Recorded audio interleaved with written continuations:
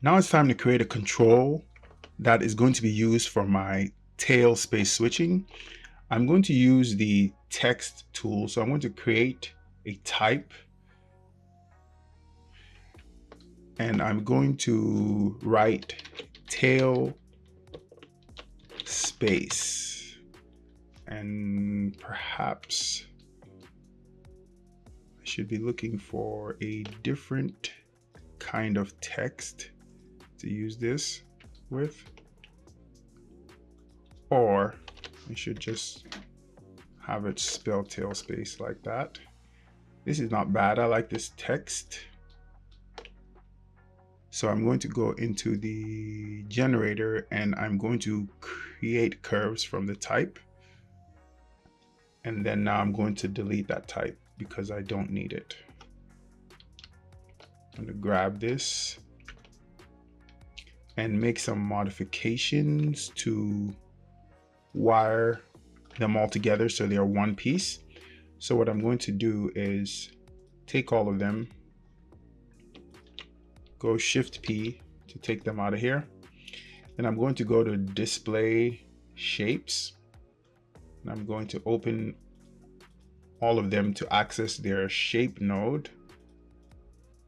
I'm going to leave one of them still accessible so we can weld all these shapes to that one. I'm going to convert this into one curve shape. So I'm going to select every single one of them, their shape nodes, that is. And for the last one, I won't select its shape node. I'll actually select its main node. And I'm going to go to the mail window and type parent-r-s. And this should have turned all of this into one curve that I can select by clicking just once. So I can delete all these empty nodes and I can turn off shapes, and I have my tail space. So let me see what Advanced Skeleton is calling its controls. Really not doing anything too complicated. Let me look at something like this. And actually I should look at my prefix. So I'll call mine ktail space switching. I might be too worried about those underscores. It really only matters when it comes to things that the Advanced Skeleton has to build. So what I'm going to do with this control now is I'm considering parenting it via offset parent matrix to this global control of the tail that is being used to scale it. And I also realized that I have a better idea for what to do with this global control as far as its shaping, because when it scales everything that the tail has. So I'm thinking it should house the IKFK controller and this tail space control that I just created. So I'm going to group this. I'll give it a name similar to the curve it's housing, GRP. And I'm going to go into the node editor. And I'm actually going to connect it to this global control.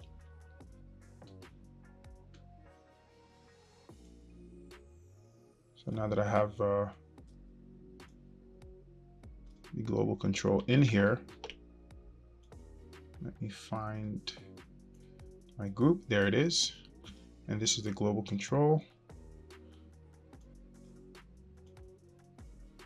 So what I want to do is pipe its world matrix into the world matrix of this main control, this scalar, into the offset parent matrix field. And let's see what happens. It's going to jump to the control.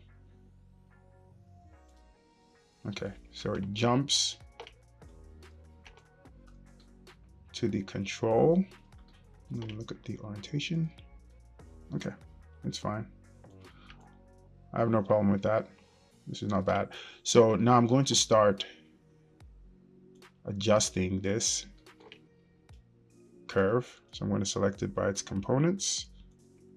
I'm going to scale it down And I am also going to go into the right view and go to 4, just rotate it so it's vertical.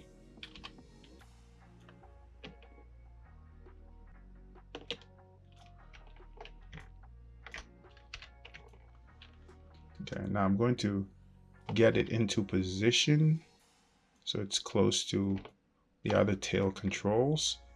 I'll go right, frame, and at the very least I'll make sure it's flush with them, like that. To go perspective. Okay, so there it is, and that's will be the tail space control. Let me scale it down just a little bit more and get it over here. Make sure it's not too much in the way. Yeah, I should have probably just had it sitting underneath,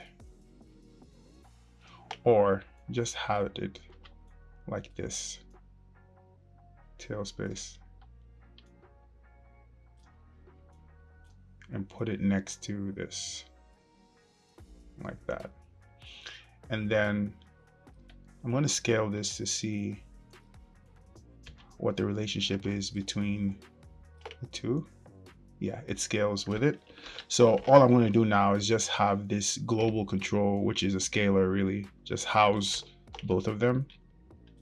So like that, just so it makes more logical sense. It's going to scale both of them anyway, so it feels a lot better if it's housing both of them. And it looks a little sloppy. I don't know what I did. Maybe let me see what happens if I scale down. Nope. Let me isolate this. I don't want to play with any of my rig's nodes by mistake. Those problems can be hard to fix.